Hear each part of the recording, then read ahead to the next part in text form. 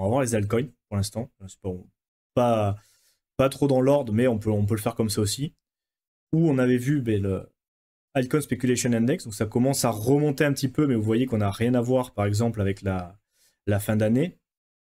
Et par contre, ce qui est intéressant, c'est le Altcoin Crypto Breast, donc c'est-à-dire si j'ai bien compris la métrique, parce qu'ils l'ont pas trop expliqué, c'est les 200 premiers altcoins, le pourcentage qui est positif par rapport à la moving average. Et là, on se rend compte qu'on est très clairement sur un pump, notamment au niveau des alts, parce qu'on a une métrique assez élevée sur la breath. Je ne sais même pas trop comment le traduire. Bon, on va le laisser comme ça.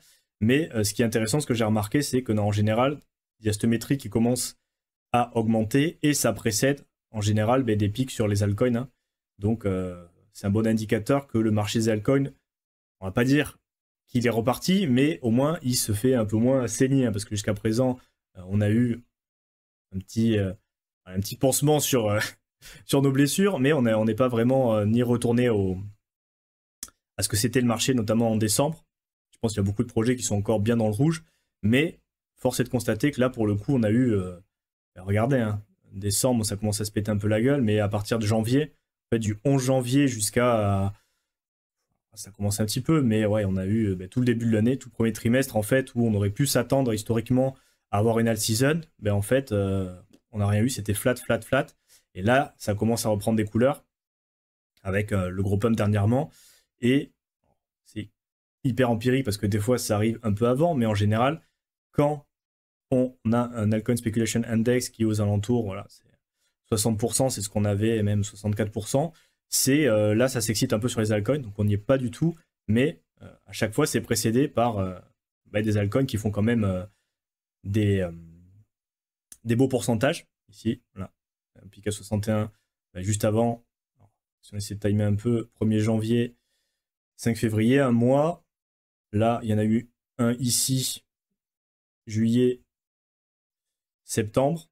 Bon, ça c'est, il y a eu une période un peu fin d'année. Et là, on a eu marché qui a commencé, la crypto-breast qui a augmenté, et ensuite un pic. Donc en général, ici aussi, avril,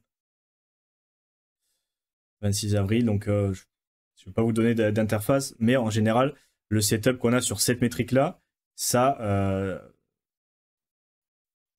d'après ce qu'on peut voir de manière empirique, ça, il y a un pump sur les marchés des altcoins avec une spéculation qui augmente. Si on passe au-dessus de 50, c'est qu'on est plutôt sur une altcoin season, même si ça peut être temporaire. Hein. Vous avez vu, en décembre, ça a été de courte durée, quoi.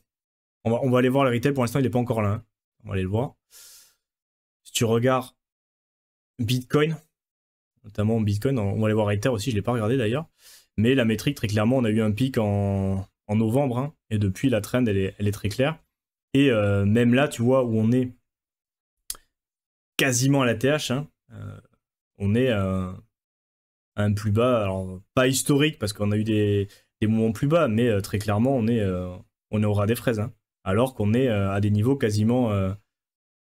même je sais pas si là, on n'était pas des niveaux inférieurs. Bon, bref, c'est un peu curieux, et je pense que...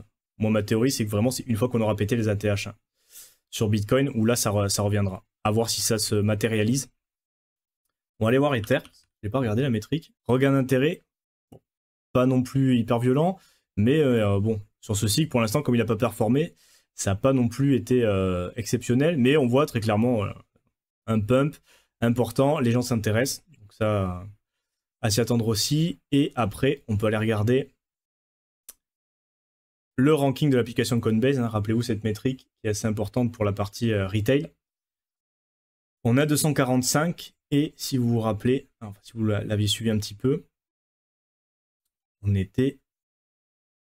Alors, quand c'est qu'on a commencé à pumper? Alors, 5 mai... Ouais, là, on était encore un peu dans le dur. 386, 381, 34. On a quand même repris dans l'idée presque 100 places dans le ranking des applications. Donc, effectivement, on était monté dans le top 20-30 fin novembre. Donc, il y a encore beaucoup de marge. Mais, même si voilà, on n'a pas toutes les données avec Google Trends et cette métrique qui sont juste deux métriques spécifiques pour regarder sentiment retail, on voit quand même que il y a eu un petit changement, hein, de 340, 350, 380, on est passé à 245. Donc, il y a eu quand même des téléchargements importants, ce qui veut dire que les gens ont téléchargé l'appli Coinbase pour acheter des cryptos. Hein. En général, quand tu es dans les cryptos, que tu suis un petit peu ton portefeuille, tu désinstalles pas l'appli. Donc, si ça rank, c'est qu'il y a des gens nouveaux qui téléchargent l'appli. Normalement, à moins que tu as été dégoûté, que tu aies tout vendu, et tu dis merde, j'ai envie de racheter, mais bon, en général, quand tu installes une appli ou un exchange, que tu crées un compte, bah, tu le gardes. Et bon, ça serait, je sais pas si on peut considérer que c'est à 100% un proxy pour des nouveaux entrants, mais dans tous les cas, ce qu'on peut constater et dire avec certitude, c'est que bah, les téléchargements ont augmenté et quand même, c'est pas dégueu, hein, passer de 350 à 245.